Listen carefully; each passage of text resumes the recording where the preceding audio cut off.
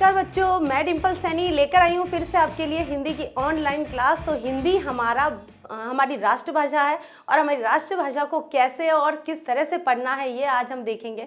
तो आपका हार्दिक अभिनंदन है इस ऑनलाइन क्लास में। तो आज हमारी जो कक्षा है वो है राजस्थान बोर्ड के विद्यार्थियों के लिए। तो राजस्थान बोर्ड के विद्यार्थी जितने भी 12th क्लास में हैं वो सभी आ जाइए और देखिए कि आपके जो पाठ्यक्रम है उसमें क्या क्या है। तो आज हम सिर्फ पाठ्यक्रम डिस्कस करेंगे कि आपका सिलेबस क्या है। सामान्य हिंदी में यानी कि 12th क्लास में 10th क्लास के बाद में हम सब्जेक्ट लेते हैं। सब्जेक्ट में देखिए कई बच्चे साइंस फैकल्टी में चले जाते हैं, कई कॉमर्स में होते हैं और कई बच्चे आर्ट्स में होते हैं। तो जो हिंदी है, सामान्य हिंदी, वो तीनों फैकल्टी में आती है और वो अनिवार्य विषय हो जाता है। एक हिंदी अनिवार्य और अंग्रेजी अनिवार्य दोनों होते हैं।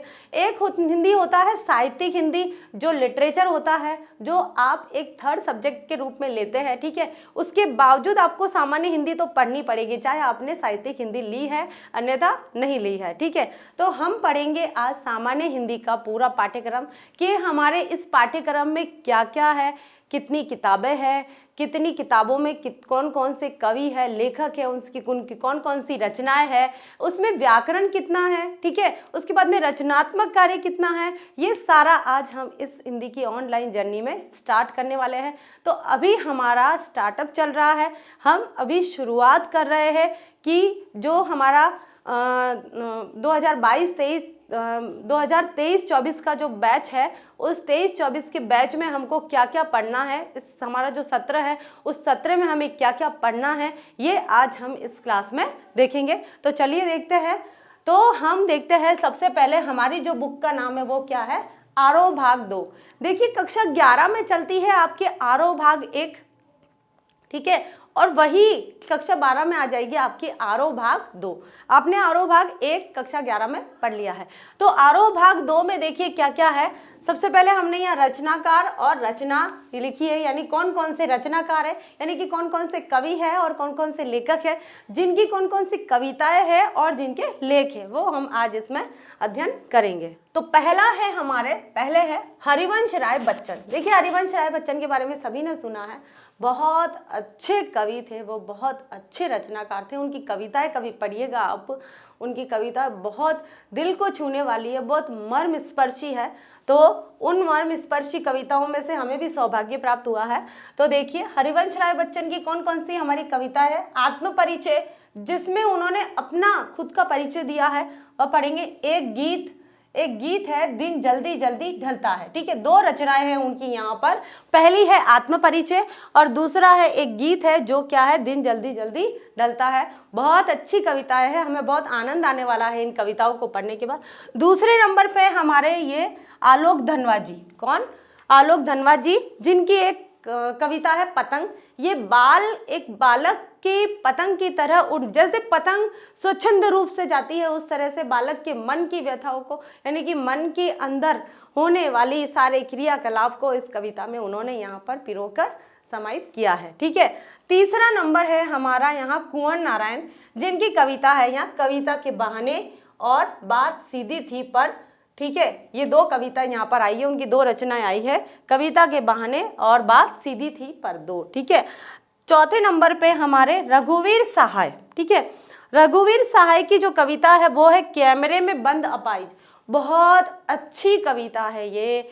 इस समाज में जो निर्बल व्यक्ति होते हैं उन व्यक्तियों को किस प्रकार से शो ऑफ किया जाता है, यानी कि किस तरह से दिखावे के रूप में प्रस्तुत किया जाता है, वह इसमें बहुत मार्मिक अभिव्यक्ति प्रस्तुत की है। किन्होंने? हमारे रघुवीर सहाय जी ने, जो हम आगे पढ़ेंगे। हमारी इस यात्रा में, जो अभी यात्रा की शुरुआत हुई है, उसमें धीरे धीरे हम ये सारे चैप्टर कंप्लीट करेंगे और देखिए किस तरह से बहुत मज़ेदार ढंग से हम हमारा सिलेबस कंप्लीट करते हैं। आपको बहुत आनंद आने वाला है इन हिंदी की, सामान्य हिंदी की कक्षाओं में।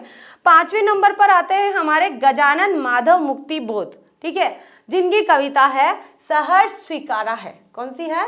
सहर्ष स्वीकारा। ये सब आपके आरोह भाग में है। आरोह भाग का ये माना जाएगा हमारा पदखंड, ठीक है। क्या माना जाएगा? पदखंड। आरोह भाग के दो खंड है, पहला है हमारा पदखंड और दूसरा आ जाएगा हमारा गद्यखंड। तो पदखंड में सारी कविताएं आएगी और गद्यखंड में सारे निबंध या फिर लेख या फिर कहानी जो भी रचनाएं हैं वो उनकी आ जाएगी। ठीक है, छठे नंबर पे है हमारे शमशेर बहादुर सिंह। उनकी एक कविता है उषा, बहुत अच्छी कविता है, प्रकृति और जो सूर्यकालीन बेला है उसके बारे में बहुत अच्छा अभिव्यक्ति की है उन्होंने। और आगे है हमारे 7वें नंबर के है सूर्यकांत त्रिपाठी निराला जी। ठीक है, उनकी कविता है यहाँ पर बादल राग, जो आपके आरोह भाग 2 में पदखंड के अंतर्गत आती है। 8वें नंबर पर आए हैं यहाँ तुलसीदास जी। तुलसीदास जी में देखिए कविता वाली ली गई है जो उत्तरकांड से लिया गया है, और लक्ष्मण मूर्छा राम का विलाप, यानी कि जब लक्ष्मण जी मूर्छित हो जाते हैं उससे राम किस प्रकार से शोक विलापित करते हैं, यानी शोक यानी कि रोकर और अपने दुख को व्यक्त करते हैं, वो यहाँ पर बताया है। सोरठा छंद में बताया है। देखिए सोरठा छंद हम पढ़ेंगे आगे क्या होता है ये आपको बताएंगे। तो तुलसीदास जी की 2 रचनाएं दी गई है यहाँ पर, कविता वाली और लक्ष्मण मूर्छा राम का विलाप। ठीक है, उसके बाद में नंबर 9 पर आता है यहाँ पर फिराक गोरखपुरी। फिराक गोरखपुरी यहाँ पर है रुबाइयाँ और गजल, ये जजल नहीं है, ये गजल लिखा जाएगा इसको, गजल। ठीक है, रुबाइयाँ और गजल दी गई है। फिर आते हैं हमारे नंबर 10 पर आते हैं हमारे उमा शंकर जोशी। छोटा मेरा खेत, यहाँ आएगा ये छोटा मेरा खेत बगुलों के पंख, क्या आएगा, छोटा मेरा खेत और बगुलों के पंख, ये किसकी है, उमा शंकर जोशी की कविता है। तो ये तो था आपका जो हमने हरिवंश राय बच्चन से शुरू किया, हरिवंश राय बच्चन से लेकर और उमा शंकर जोशी तक, ये पूरे जो 10 रचनाएं हैं ये सारी की सारी पदखंड के अंतर्गत आएगी। अब आते हैं हम यहाँ पर गद्यखंड के अंतर्गत। ठीक है, क्या आएंगे यहाँ, ठीक है, गद्यखंड में देखिए पहली रचना है यहाँ पर महादेवी वर्मा। महादेवी वर्मा जी के बारे में आपने सभी ने बहुत सुना होगा, कैसी थी वह, एक बहुत ही अच्छी कवियत्री थी। उनके जो लिखे हुए लेख है, संस्मरण, रेखा चित्र, कहानियाँ जितने भी लिखे हुए हैं बहुत मर्मस्पर्शी है, यानी कि दिल को छूने वाले हैं। उनके जीवन की और बहुत ही मतलब सत्य घटनाओं पर आधारित है, उनके जीवन में जो हुआ है उस तरह से उन्होंने व्यक्त किया है। महादेवी वर्मा जी की है एक कहानी भक्तिन, बहुत अच्छी कहानी है ये भक्तिन। उसके बाद आते हैं जैनेन्द्र कुमार। जैनेन्द्र कुमार की आती है यहाँ पर बाजार दर्शन।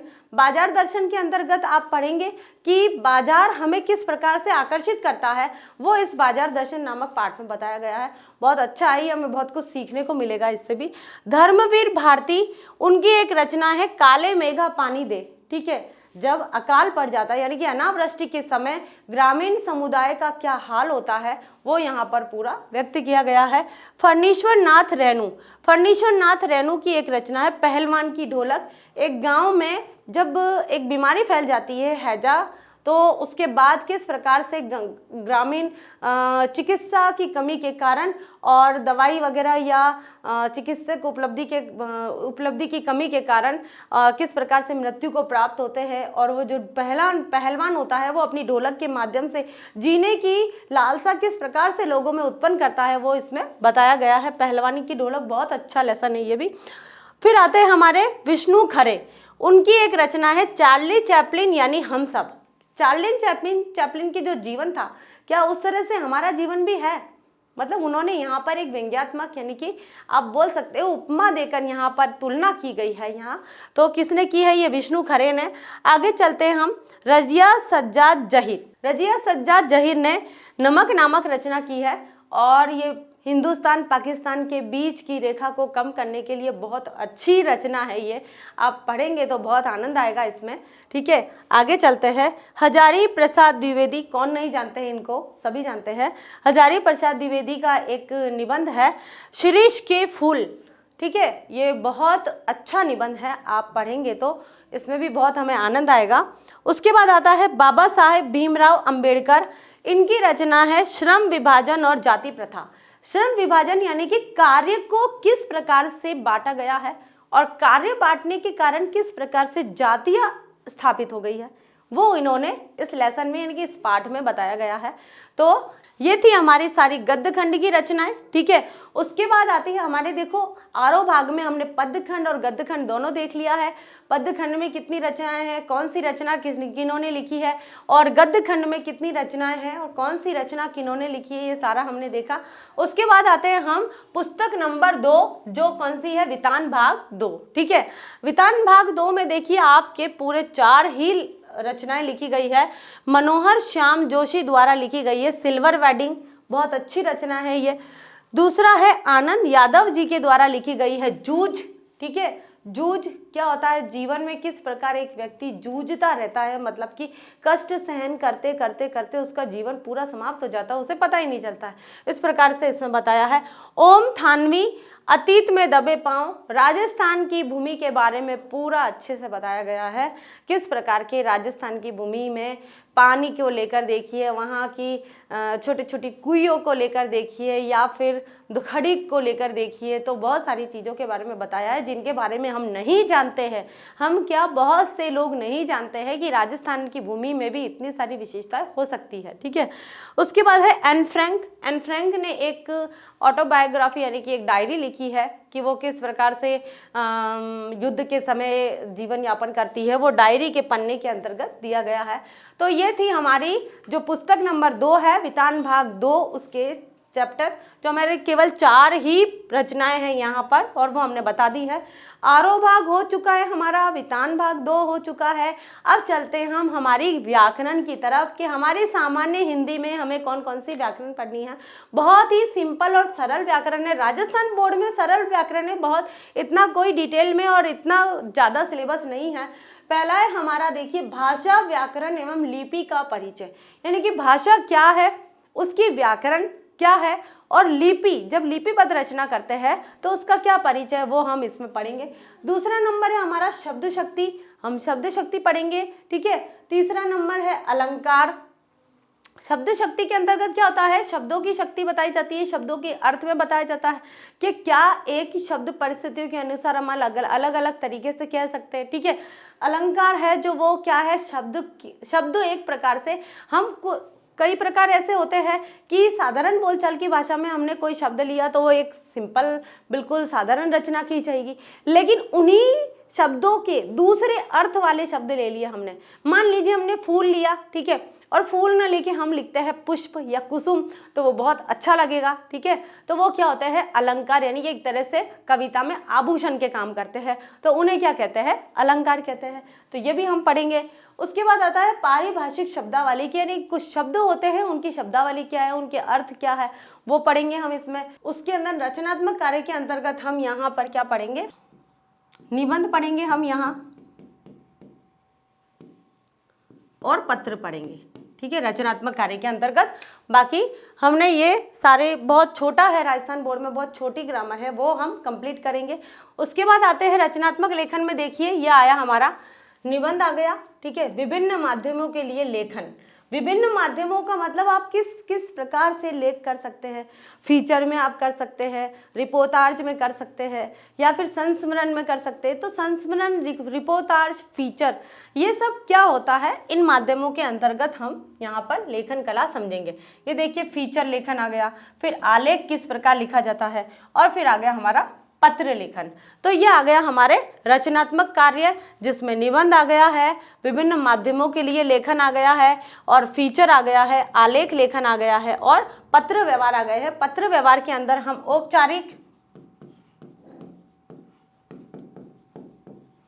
और अनौपचारिक दोनों ही प्रकार के पत्र पढ़ेंगे। कौन कौन से, औपचारिक पत्र और अनौपचारिक पत्र, दोनों ही प्रकार के पत्र पढ़ेंगे, जिससे हमारा ये सारा सिलेबस पत्र के यहाँ पर हमारा सिलेबस कंप्लीट हो जाएगा, और पूरी हमारी सामान्य हिंदी खत्म हो जाएगी, बहुत आसान तरीके से, बहुत आनंद के साथ हो जाएगी, ठीक है। तो ये था हमारा सिलेबस का एक चैप्टर जो मैं आपके लिए लेकर आई थी कि एक सामान्य हिंदी का सामान्य परिचय जरूर होना चाहिए कि हम सामान्य हिंदी के लिए पढ़ क्या रहे हैं, हमें क्या क्या पढ़ना है, कितना पढ़ना है। तो उस तरह से जब हम एक रूपरेखा बनाकर चलेंगे तो वो रूपरेखा हमारे लिए बहुत लाभदायक सिद्ध होगी और बहुत आनंद आएगा, क्योंकि हम जब सीक्वेंस में एक एक लेसन कंप्लीट करते जाएंगे मज़ेदार ढंग से, आपको बहुत आनंद आने वाला है। आप इंटरेस्ट लेके पढ़िएगा और फिर देखिए कितनी अच्छी तरह से आसानी से हमारा सिलेबस पूरा कंप्लीट हो जाता है और फिर हम स्टार्ट करेंगे रिवीजन। तो ये थी हमारी सिलेबस की जो आपके लिए पाठ्यक्रम परिचय की एक क्लास थी। तो इसके लिए आप सबको तैयार रहना है अगली कक्षा के लिए। तो नेक्स्ट क्लास में हम मिलते हैं, तब तक के लिए थैंक यू।